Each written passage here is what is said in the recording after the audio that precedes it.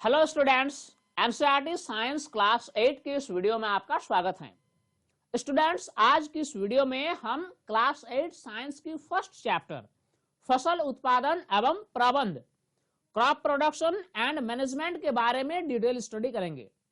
Students, इस video में हम पूरे चैप्टर को स्टेप बाय स्टेप समझने की कोशिश करेंगे ताकि कोई भी टॉपिक हमसे छूट ना पाए। तो इसलिए बेहतर स्टडी के लिए पूरी वीडियो को बिना स्किप किए आप देखें। तो आइए इस वीडियो को शुरू करते हैं। आज हम क्लास 8 की फर्स्ट चैप्टर यानी साइंस की फर्स्ट चैप्टर को पढ़ने जा रहे हैं, जिसका नाम है फसल उत्पादन एवं प्रबंध। इस चैप्टर में हम क्या पढ़ेंगे कि फसल का उत्पादन किसान कैसे करता है और उसका मैनेजमेंट यानी प्रबंध कैसे करता है। हम सभी को भोजन की आवश्यकता होती है। देखिए, हम सभी जितने भी लोग हैं, चाहे हम किसान हो या किसान न हो, सभी को भोजन की आवश्यकता होती है और भोजन की आवश्यकता की पूर्ति के लिए हमें कृषि कार्य और पशुपालन करना पड़ता है। इसलिए कृषि से हमें बड़े स्तर पर फसल उत्पादन करना आवश्यक है। क्योंकि देश की जनसंख्या बहुत अधिक है और इतनी बड़ी जनसंख्या की जो जरूरत है, वो जरूरत को पूरा करने के लिए किसानों को बड़े स्तर पर फसल का उत्पादन करना आवश्यक है। आमतौर पर फसल दो भागों में बांटा जा सकता है।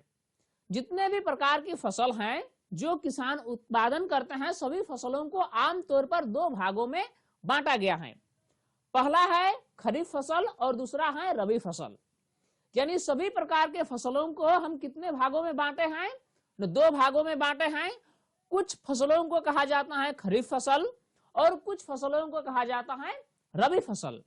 अब हम देखेंगे कि किस तरह के फसल को हम खरीफ फसल कहेंगे और किस तरह के फसल को हम रबी फसल कहेंगे। सबसे पहले हम समझते हैं खरीफ फसल। किस तरह के फसल को हम खरीफ फसल कहेंगे? जो फसल वर्षा ऋतु में बोया जाता है उससे खरीफ फसल कहते हैं। सिंपल सा फंडा है कि वे सभी फसल जिससे हम वर्षा ऋतु में बोते हैं, यानी वर्षा ऋतु में बोए जाने वाले फसल को हम खरीफ फसल कहेंगे। सामान्यतः ऐसी फसल जून से सितंबर तक की होती हैं। अगर हम खरीफ फसल के ड्यूरेशन की बात करें तो ये फसल जनरली जून से लेकर सितंबर तक की होती है। अगर हम उसका उदाहरण जानना चाहेंगे कि खरीफ फसल का उदाहरण क्या है, तो इसका सबसे अच्छा उदाहरण है धान। भारत में धान जो है ये वर्षा ऋतु में बोया जाता है, यानी धान जो है वह एक खरीफ फसल है। ठीक उसी प्रकार मक्का, सोयाबीन, मूंगफली, कपास इत्यादि। इस प्रकार खरीफ फसल वैसे फसल हैं जो वर्षा ऋतु में बोया जाता है और इसकी अवधि जून से सितंबर तक होती है। और इसका उदाहरण हो गया धान, मक्का, सोयाबीन, मूंगफली, कपास इत्यादि। अब समझते हैं रबी फसल क्या है। रबी फसल जो फसल शीत ऋतु में बोया जाता है उससे रबी फसल कहते हैं। सिंपल सा फंडा है कि वे सभी फसल जो ठंडे के दिनों में बोया जाता है, यानी शीत ऋतु में बोया जाता है, वैसे फसल को हम रबी फसल कहते हैं। सामान्यतः ऐसी फसल अक्टूबर से मार्च तक की होती है। अगर हम इसकी अवधि की बात करें तो रबी फसल की अवधि होती है अक्टूबर से लेकर मार्च तक। रबी फसल का सबसे अच्छा उदाहरण है गेहूं। गेहूं जो है ये शीत ऋतु में बोया जाता है, इसीलिए ये एक रबी फसल है। गेहूं के अलावा चना, मटर, सरसों, अलसी इत्यादि ये सभी भी रबी फसल ही है। तो इस प्रकार हमने समझ लिया कि खरीफ फसल और रबी फसल क्या है। अब हमारा अगला जो टॉपिक है वह है फसल उगाने की विभिन्न चरण, यानी एक किसान को कौन कौन सा चरण अपनाना पड़ता है फसल को उगाने के लिए। किसानों को फसल उगाने के लिए अनेक तरह के कार्य करने पड़ते हैं। देखिए, किसान जो अपने खेत में फसल उत्पादन करते हैं तो इसके लिए उन्हें अनेक तरह के कार्य करने पड़ते हैं। उसके कुछ उदाहरण हैं। मिट्टी तैयार करना। सबसे पहले किसान क्या करते हैं कि बीज बोने से पहले मिट्टी का तैयारी करते हैं, मिट्टी को उसके लायक बनाते हैं। इसके अलावा बुआई। जब मिट्टी तैयार हो जाती है तो फिर उस खेत पर किसान बीजों को बोते हैं। बुआई संपन्न होने के बाद फिर उस खेत में किसान खाद और उर्वरक देते हैं। इसके बाद सिंचाई करते हैं समय समय पर। सिंचाई के बाद फिर जब वह फसल कुछ तैयार हो जाती है उसके बाद फिर एक काम इंपॉर्टेंट है कि खरपतवार से सुरक्षा, यानी किसान जो है फसल की देखभाल करते हैं और जहां भी उन्हें खरपतवार दिखाई दे वह खरपतवार से अपने फसलों को सुरक्षा देते हैं। और फिर जब यह फसल पककर तैयार हो जाती है तो फिर किसान का काम रहता है फसल की कटाई करना, और कटाई करने के बाद फसल का भंडारण किया जाता है। इस प्रकार किसान जो है कृषि कार्य करने के लिए इतने सारे कार्य करते हैं, मिट्टी तैयार करना, बुआई, खाद एवं उर्वरक देना, सिंचाई, खरपतवार से सुरक्षा, कटाई और भंडारण। इस प्रकार किसान जो है अपनी कड़ी मेहनत से अन्न उगाते हैं और देश की जनता को समर्पित कर देते हैं। इसीलिए किसान जो है, किसान हमारे लिए अन्न उगाते हैं और उन्हीं के द्वारा उगाया गया अन्न खाकर हम जिंदा रहते हैं। इसीलिए किसान हमारे लिए अन्नदाता है। तब आइए इस टॉपिक को हम एक एक करके समझते हैं कि मिट्टी तैयार करना, बुआई, खाद एवं उर्वरक देना, सिंचाई, खरपतवार से सुरक्षा, कटाई और भंडारण, ये सभी क्या क्या है। कृषि में किसान का सबसे पहला काम होता है मिट्टी तैयार करना। किसी भी खेत पर फसल उगाने से पहले किसान उस खेत की मिट्टी को तैयार करते हैं, क्योंकि जब तक मिट्टी तैयार नहीं होगी उस खेत पर फसल का उत्पादन संभव नहीं है। इसीलिए सबसे पहला काम जो किसान करता है वह मिट्टी तैयार करना होता है। फसल उगाने से पहले मिट्टी तैयार किया जाता है। मिट्टी को उलट पुलट कर उससे ढीला बनाया जाता है ताकि उस पर फसल का उत्पादन ठीक से हो सके। हल चलाकर मिट्टी को उलटने पलटने एवं पोला करने की प्रक्रिया जुताई कहलाती है। देखिए, सबसे सामान्य जो औजार है किसान का वह है हल। वह हल चलाकर मिट्टी को उलटते पलटते हैं और उससे पोला करते हैं। ऐसा करने की जो प्रक्रिया है, जो प्रोसेस है, इससे हम जुताई कहते हैं। ऐसा करने से मिट्टी ढीली हो जाती है जिससे पौधों की जड़ें आसानी से गहराई तक जा सकती हैं। चूंकि मिट्टी जब तक ढीली नहीं होगी, मिट्टी अगर कठोर रहेगी तो पौधों की जड़ें आसानी से गहराई तक नहीं जाएगी, और जब पौधों की जड़ें आसानी से गहराई तक नहीं जाएगी तो फिर उसमें जो फसल होगा वह उसका पैदावार बहुत कम होगा। इसीलिए मिट्टी तैयार करना जो है ये एक आधार है किसानों के लिए। पोली मिट्टी में केंचुए और सूक्ष्मजीवों की वृद्धि आसानी से हो सकती है। देखिए, अगर खेत की मिट्टी ढीली हो यानी पोली हो तो वैसी स्थिति में खेत की मिट्टी में केंचुए और लाभदायक सूक्ष्मजीवों की संख्या आसानी से बढ़ सकती है, और ऐसे जीव यानी केंचुए और सूक्ष्मजीव जो हैं ये फसलों को फायदा पहुंचाते हैं, इसलिए ये किसानों के मित्र कहलाते हैं। देखिए, अगर किसी खेत में केंचुए की संख्या अधिक हो और लाभदायक सूक्ष्मजीवों की संख्या भी अगर अधिक हो तो वैसे खेत में फसल का पैदावार बहुत अधिक होगी। इसीलिए ये सभी जीव यानी केंचुए और सूक्ष्मजीव जो हैं ये किसानों के मित्र कहलाते हैं, क्योंकि ये फसल के उत्पादन को बढ़ावा देते हैं। मिट्टी तैयार करने का प्रमुख कृषि औजार जो है वह है हल, कुदाली एवं कल्टीवेटर। देखिए, हल जो है ये प्राचीन काल से ही चली आ रही है। कुदाली जो है ये भी एक सामान्य तौर पर सब किसान यूज करते हैं, और कल्टीवेटर जो है ये बड़े बड़े किसान यूज करते हैं जिनका प्लॉट बड़ा होता है, और वैसे जगह जहां पर खेत छोटे छोटे भागों में विभाजित रहती हैं वैसे जगह पर कल्टीवेटर सुविधाजनक नहीं होती हैं। इसलिए कल्टीवेटर को यूज करने के लिए थोड़ा उस खेत का एरिया अधिक होना चाहिए। इसलिए प्रमुख कृषि औजार जो हैं वह है हल, कुदाली और कल्टीवेटर। फसल उत्पादन के लिए किसान जब अपनी खेत की मिट्टी को तैयार कर लेता है उसके बाद उसका काम आता है बीजों की बुआई, क्योंकि बीजों की बुआई जो है ये एक महत्वपूर्ण चरण है और इस पर बहुत सावधानी बरतनी पड़ती है। अगर बीजों की बुआई में थोड़ी सी लापरवाही की जाए तो किसान की सारी मेहनत बेकार हो जाती है। फसल उत्पादन का महत्वपूर्ण चरण है बीजों की बुआई। बुआई के लिए अच्छी किस्म की साफ एवं स्वस्थ बीजों का चयन किया जाता है। देखिए, बुआई में हमेशा अच्छे किस्म के बीज का ही इस्तेमाल किया जाता है, क्योंकि अगर अच्छे किस्म के बीज का इस्तेमाल नहीं किया जाएगा तो सारी मेहनत किसान की बेकार हो जाएगी। साथ ही साथ बुआई में साफ एवं स्वस्थ बीजों का ही चयन किया जाता है। एक इंपॉर्टेंट पॉइंट है जो हर किसान इसको फॉलो करता है, अच्छे और स्वस्थ बीजों को क्षतिग्रस्त बीजों से अलग करने की विधि। देखिए, किसान बीज बोने से पहले जो बीज मार्केट से खरीद कर लाता है उसमें सभी के सभी बीज अच्छे और स्वस्थ नहीं होते हैं। उसमें कुछ ऐसे बीज भी होते हैं जो क्षतिग्रस्त होते हैं, जिससे पौधे का जन्म होना संभव ही नहीं है। तो किसान सबसे पहले क्या करता है कि उस बीज से, जो बीज वह मार्केट से खरीद कर लाता है, उसमें वह अच्छे और स्वस्थ बीजों को अलग करता है और क्षतिग्रस्त बीजों को अलग करता है। तो ऐसा करने के लिए वो एक विशेष प्रकार की विधि, एक मेथड का यूज करता है, जो कि अब हम चर्चा करने वाले हैं। तब सवाल है कि ये विधि कैसा है, कैसे किसान को पता चलता है कि कौन सा बीज उनका स्वस्थ है और कौन सा बीज उनका अस्वस्थ है, यानी क्षतिग्रस्त है। पानी में छोड़ देने पर अच्छे और स्वस्थ बीज भारी होने के कारण तली में बैठ जाते हैं। देखिए, जो बीज किसान मार्केट से खरीद कर लाता है वो सबसे पहले क्या करता है कि सारे बीज को पानी में छोड़ देता है। तो जो अच्छा बीज होता है, जो स्वस्थ बीज होता है, वह भारी होने के कारण पानी के नीचे तली पर जाकर बैठ जाते हैं। लेकिन जो बीज क्षतिग्रस्त होते हैं वे सभी बीज खोखले और हल्के होने के कारण वह तैरने लगते हैं, क्योंकि इस तरह के क्षतिग्रस्त बीज जो हैं वह या तो सड़ा हुआ होता है या फिर ऐसे बीजों पर कीट लग जाते हैं। तो ऐसे बीज खोखले और हल्के होने के कारण वह पानी के ऊपर तैरने लगते हैं।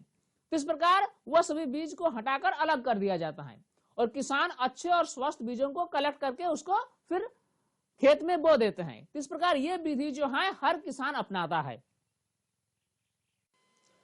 बुआई की परंपरागत औजार है कीप।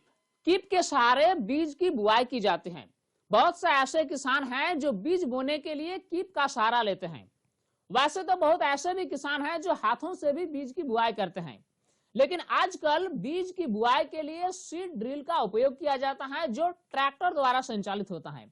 सीड ड्रिल जो है ये एक औजार है जिसका इस्तेमाल ट्रैक्टर के साथ किया जाता है और सीड ड्रिल में सभी बीजों को उसमें डाल दिया जाता है और फिर ट्रैक्टर के साथ ये संचालित होती है और बीजों की बुआई होती है।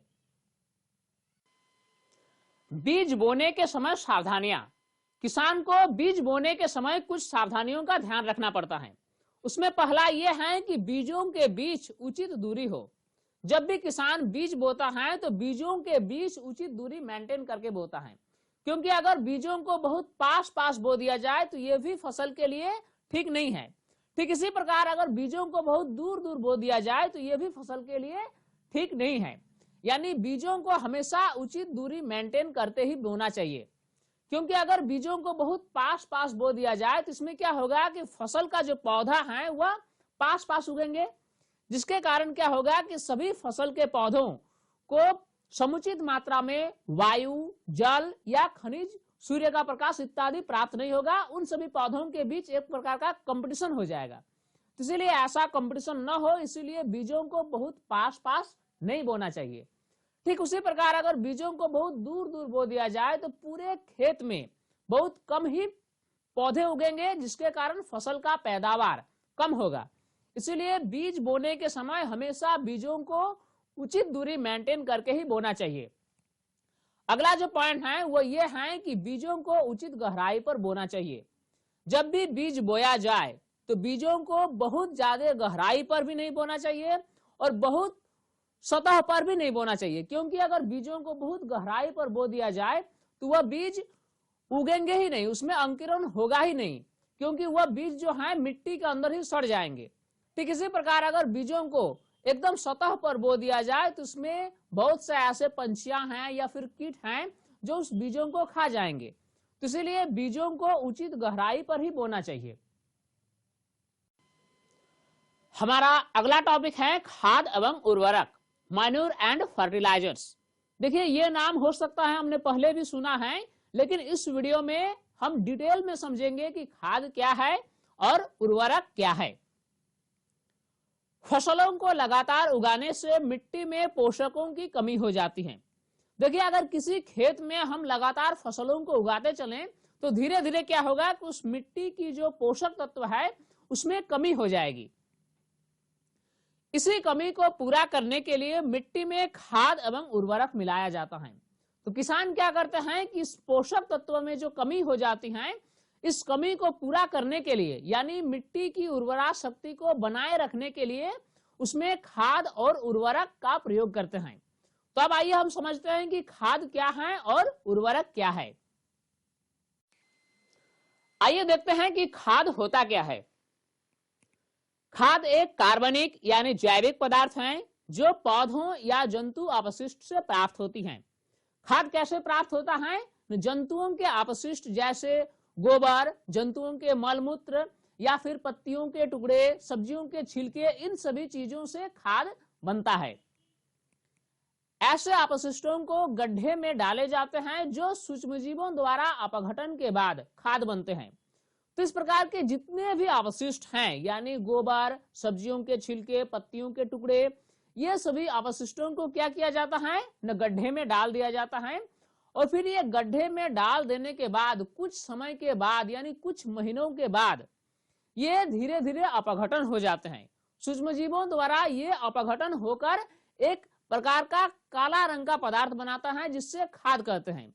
और ये खाद जो है, ये खाद पौधों के लिए अति आवश्यक है, अति महत्वपूर्ण है। तो ये खाद जो है, ये खाद को अगर खेत में मिला दिया जाए तो पौधों की पैदावार अधिक होती है। केंचुए द्वारा तैयार खाद को वर्मी कंपोस्ट कहा जाता है। अगर हम खाद बनाने के क्रम में केंचुए का इस्तेमाल करें यानी वैसे खाद जो कि केंचुआ द्वारा तैयार किया जाता है, वैसे खाद को वर्मी कंपोस्ट कहा जाता है।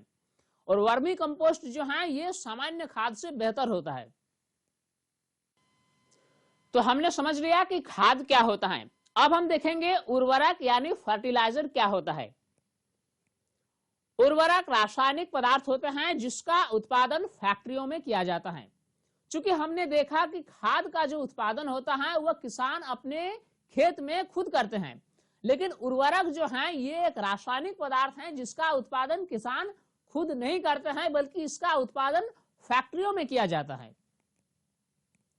उर्वरकों के कुछ उदाहरण जो हैं वह सामान्य उदाहरण है urea, ammonium sulphate, super phosphate, potash, NPK इत्यादि। इस प्रकार के जो पदार्थ हैं यानी जो उर्वरक हैं ये अगर खेतों में डाल दिए जाए तो खेतों में जो पोषक तत्वों की कमी है वह कमी पूरी हो जाती है। उर्वरकों का अत्यधिक उपयोग से मिट्टी की उर्वरता में कमी हो जाती है।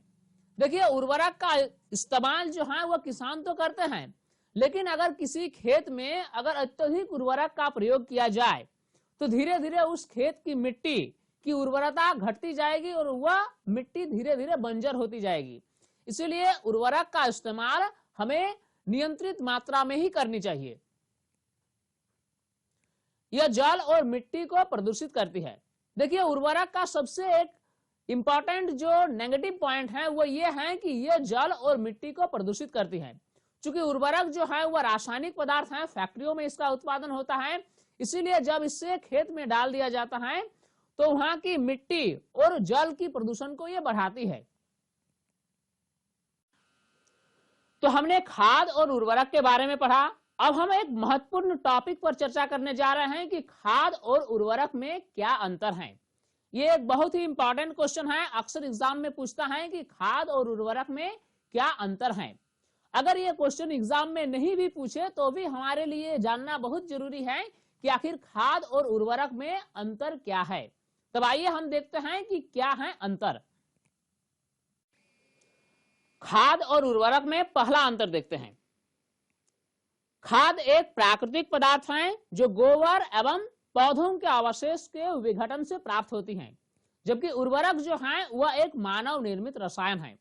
देखिए ये हम पहले ही जानते हैं कि खाद जो है वह एक प्राकृतिक पदार्थ है जो हमें गोबर या पौधों के अवशेष के विघटन से प्राप्त होती हैं, लेकिन उर्वरक जो है ये रासायनिक प्रक्रिया द्वारा फैक्ट्रियों में इसका उत्पादन किया जाता है।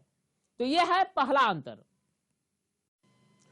दूसरा अंतर है कि खाद जो है ये किसान अपने खेतों में या अपने घरों में बनाते हैं, लेकिन उर्वरक जो है ये फैक्ट्रियों में बनता है, इसका उत्पादन जो है वह रासायनिक विधि द्वारा होता है। तो यह है दूसरा अंतर।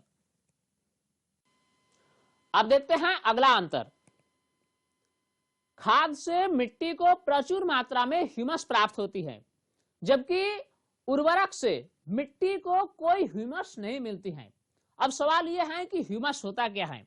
देखिए ह्यूमस जो है ये एक कार्बनिक पदार्थ है जो कि भूमि की उर्वरा शक्ति को बढ़ाती है। तो अगर हम खेत में खाद का प्रयोग करें तो उसमें ह्यूमस की मात्रा बढ़ेगी, लेकिन अगर खेत में हम उर्वरक का प्रयोग करें तो ह्यूमस की मात्रा नहीं बढ़ेगी, यानी खाद में ह्यूमस बढ़ती है जबकि उर्वरक में ह्यूमस नहीं बढ़ती है। इसीलिए इस दृष्टिकोण से खाद बेहतर होता है उर्वरक की अपेक्षा। अगला अंतर है कि खाद में तुलनात्मक रूप से कम पोषक तत्व होते हैं, जबकि उर्वरक में नाइट्रोजन, फास्फोरस और पोटेशियम प्रचुर मात्रा में होते हैं। चूंकि उर्वरक जो है ये फैक्ट्रियों में रासायनिक विधि द्वारा तैयार किया जाता है, इसीलिए इसमें नाइट्रोजन, फास्फोरस और पोटेशियम प्रचुर मात्रा में होते हैं, जबकि खाद में ये सभी की मात्रा थोड़ी कम होती है। इसके अलावा खाद और उर्वरक का और एक डिफरेंस है, वो ये है कि खाद किसानों के लिए सस्ते होते हैं, लेकिन उर्वरक किसानों के लिए महंगे होते हैं। यानी कुल मिलाकर अगर बात किया जाए तो खाद बेहतर होता है उर्वरक की अपेक्षा। इसीलिए खाद के क्या क्या लाभ हैं आइए देख लेते हैं। पहला लाभ यह है कि मिट्टी की जल धारण क्षमता में वृद्धि होती है। देखिए अगर किसी खेत में हम खाद का प्रयोग करें तो वहां की मिट्टी की जल धारण क्षमता बढ़ती है।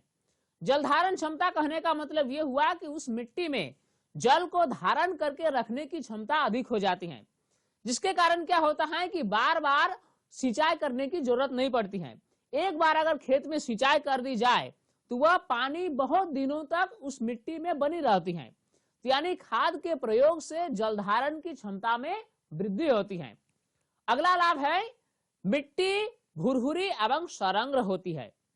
देखिए अगर किसी मिट्टी में खाद का प्रयोग किया जाए तो वह मिट्टी भुरभुरी होगी और सरंग्र होगी, यानी उस मिट्टी में वायु आसानी से प्रवेश कर सकती है और केंचुए आदि की वृद्धि हो सकती है। अगर हम खाद का प्रयोग करें तो मिट्टी में लाभदायक जीवाणुओं की संख्या और केंचुए आदि की वृद्धि होती है। इसके अलावा मिट्टी की संरचना में सुधार होती है। खाद का प्रयोग करने से क्या होता है कि मिट्टी की संरचना में सुधार होता है और फसल की पैदावार अधिक होती है। तो ये सभी हैं खाद के लाभ। कृषि का एक महत्वपूर्ण चरण है वह है सिंचाई। जब वर्षा सही समय पर या सही मात्रा में नहीं होती है तो हमें पौधों पर सिंचाई करनी पड़ती है। निश्चित अंतराल पर खेत में जल देना सिंचाई कहलाता है। जब हम अपने फसल वाली खेत पर निश्चित समय अंतराल पर जल देते रहते हैं तो उसी प्रक्रिया को हम सिंचाई कहते हैं। सिंचाई के प्रमुख स्रोत जो भारत में हैं वह है कुआं, तालाब, नदियां, बांध, नहर इत्यादि। सिंचाई के पारंपरिक तरीका है मोट यानी घिरनी, चेन पंप, ढेकली, रहट यानी उत्तोलक तंत्र इत्यादि। चूंकि अलग अलग जगह के किसान अपनी सुविधानुसार सिंचाई के विभिन्न तरीके का इस्तेमाल करते हैं। कुछ किसान मोट यानी घिरनी का सहारा लेते हैं, जबकि कुछ किसान चेन पंप के द्वारा सिंचाई करते हैं। ढेकली, रहट, उत्तोलक का भी उपयोग किसान करते हैं। सिंचाई के पारंपरिक तरीकों के अलावा सिंचाई की कुछ आधुनिक विधियां हैं जो आजकल किसान खूब यूज कर रहे हैं। उसमें पहला है छिड़काव तंत्र यानी स्प्रिंकलर सिस्टम और दूसरा है ड्रिप तंत्र यानी ड्रिप सिस्टम। तो ये दो विधियां जो हैं स्प्रिंकलर सिस्टम ऑफ इरिगेशन और ड्रिप सिस्टम ऑफ इरिगेशन, ये आजकल काफी यूज हो रही है। अब आइए हम एक एक करके समझते हैं कि छिड़काव तंत्र यानी स्प्रिंकलर सिस्टम क्या है और ड्रिप तंत्र यानी ड्रिप सिस्टम क्या है। छिड़काव तंत्र यानी स्प्रिंकलर सिस्टम। अब आइए देखते हैं कि ये जो स्प्रिंकलर सिस्टम है ये कैसा है सिंचाई का सिस्टम। इस विधि में ऊर्ध्व पाइपों के ऊपरी हिस्से पर नोजल लगे रहते हैं। देखिए ये सिस्टम जो है स्प्रिंकलर सिस्टम, इसमें क्या होता है कि खेत में पाइप बिछी हुई रहती हैं और जगह जगह वर्टिकल पाइप रहती हैं यानी ऊर्ध्व पाइप लगी रहती हैं जिसकी ऊपरी सिरे पर नोजल होती है और इस नोजल के सहारे पानी जो है पानी का छिड़काव इस प्रकार होता है जैसे वर्षा हो रही है, यानी पूरे खेत की सिंचाई ठीक उसी ढंग से होती है जैसे वर्षा हो रही है, यानी नोजल से पाइप जो है वह फव्वारे से निकलती है और वर्षा की तरफ सिंचाई करती है। अब अगला जो सिस्टम है वह है ड्रिप तंत्र यानी ड्रिप सिस्टम ऑफ इरिगेशन। इस विधि में जल पाइपों के जरिए बूंद बूंद करके सीधे पौधों की जड़ों में गिरता है। यह जो ड्रिप सिस्टम ऑफ इरिगेशन है, इसमें क्या होता है कि पूरी क्षेत्र में पाइप बिछी हुई रहती हैं और छोटी छोटी पाइप जो है वह पौधों की जड़ तक पहुंची हुई रहती हैं, यानी एकदम सीधे पौधों की जड़ पर बूंद बूंद करके पानी गिरती है। इस विधि में जल बिल्कुल व्यर्थ नहीं होता है। यह जो सिस्टम है, इस सिस्टम में पानी की बर्बादी नहीं होती है, क्योंकि पानी जो है बूंद बूंद करके सीधे पौधों की जड़ों पर जाकर गिरती है। यानी इस तरह की जो सिस्टम है वह जल की कमी वाले क्षेत्रों के लिए एक वरदान है। वैसे क्षेत्र जहां पानी की कमी है तो वैसे जगह पर ड्रिप सिस्टम ऑफ इरिगेशन काफी प्रसिद्ध है। कृषि कर्म का अगला जो महत्वपूर्ण चरण है वह है खरपतवार से सुरक्षा। किसान अपनी फसलों को खरपतवार से बचाती है। फसल के साथ उगने वाले अवांछित पौधों को खरपतवार यानी वीड्स कहते हैं। अब सवाल ये उठता है कि आखिर खरपतवार होता क्या है। तो देखिए, फसल पौधे के साथ वे सभी पौधे जो उग आते हैं, जैसे घास फूस या फिर अन्य कोई पौधे जो अवांछनीय हैं, जिसका कोई यूज नहीं है, वैसे पौधे को खरपतवार यानी वीड्स कहते हैं। खरपतवार हटाने की क्रिया को निराई यानी वीडिंग कहते हैं। देखिए, फसल की पैदावार अच्छी हो इसीलिए क्या करता है किसान कि समय समय पर खरपतवार को हटाता है। तो ये खरपतवार हटाने की जो क्रिया होती है इससे निराई यानी वीडिंग कहते हैं। निराई का कार्य खुरपी या हैरो की सहायता से किया जाता है। वैसे अगर छोटे खेत हो तो किसान अपने हाथ से भी ये काम करते हैं। खरपतवार को हटाने की जो काम है वह किसान अपने हाथ से भी करते हैं। लेकिन अगर क्षेत्रफल बड़े हो तो निराई का जो कार्य है ये खुरपी या हैरो की सहायता से भी किया जा सकता है। खरपतवार को नियंत्रित करने के लिए रसायन का प्रयोग भी किया जाता है, जिससे खरपतवार नाशी यानी वीडिसाइड्स कहते हैं।